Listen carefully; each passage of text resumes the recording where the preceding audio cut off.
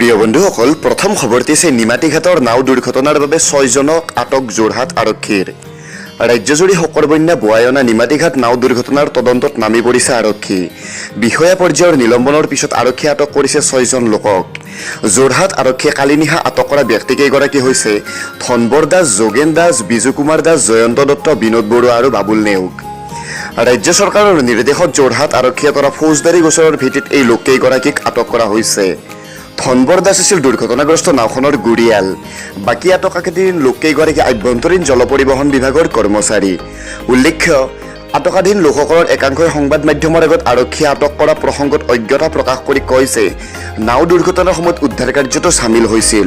আনহাতে আভ্যন্তৰীণ জল পৰিবহণ আটকাধীন কৰ্মচাৰী ও কৰ্তৃপক্ষৰ নিৰ্দেশ মতে কাম কৰাৰ বিষয়ে প্ৰকাশ কৰে।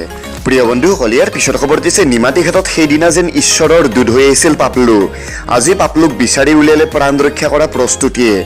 8 ছেপ্টেম্বৰত সংঘটিত হোৱা নিমাতীঘাটৰ ভয়াৱহ ফেৰী দুৰ্ঘটনাৰ সময়ত কেইবাজনো লোকে নিজৰ জীৱনকো তুচ্ছ জ্ঞান কৰি ৰক্ষা কৰিবলৈ সক্ষম হৈছিল।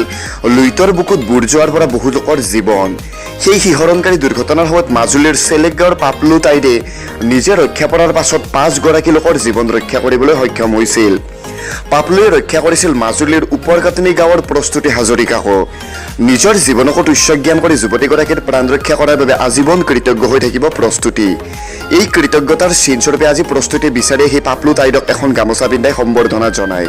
প্ৰিয় বন্ধুসকল, ইয়াৰ পিছৰ খবৰটি আছে শান্ত হোৱা নাই অসম, পুনৰ 6 মাহলৈ অশান্ত অঞ্চল ঘোষণা। শান্ত হোৱা নাই অসম। অশান্ত অসমৰ পৰিস্থিতিক লৈ সশস্ত্ৰ বাহিনীৰ বিশেষ ক্ষমতা আইনৰ অধীনত ৰাজ্যখনক অশান্ত এলেকাৰূপে চিহ্নিত কৰি পুনৰ 28 আগষ্টৰ পৰা আৰু 6 মাহলৈকে এই আইনৰ ম্যাদ বৃদ্ধি কৰা হৈছে। কালি চৰকাৰী এক নিৰ্দেশনাযোগে উল্লেখ কৰা হয়, সশস্ত্ৰ বাহিনী আইন 1908 ধাৰা 3ৰ দ্বাৰা প্ৰদান কৰা ক্ষমতা প্ৰয়োগৰ ক্ষেত্ৰত অসম চৰকাৰে সমগ্ৰ অসম ৰাজ্যক 28/8/2001 পৰা কাৰ্যকৰী হোৱাকৈ 6 মাহলৈকে অশান্ত এলেকা হিচাপে ঘোষণা কৰিছে।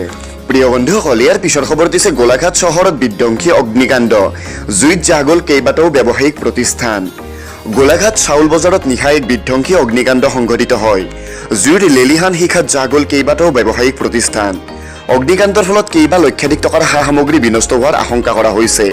নিশা প্ৰায় 9:30 বজাত চাউল বজাৰস্থিত সুশীল নামৰ লোকজনৰ দোকানত কোনো অপ্ৰত্যাশিত কাৰণত জ্বলি উঠে জুই। পাছত জুয়ে ভয়ংকৰ ৰূপ লোৱাত স্থানীয় ৰাইজে অগ্নি নিৰ্বাপক বাহিনীক খবৰ দিয়ে।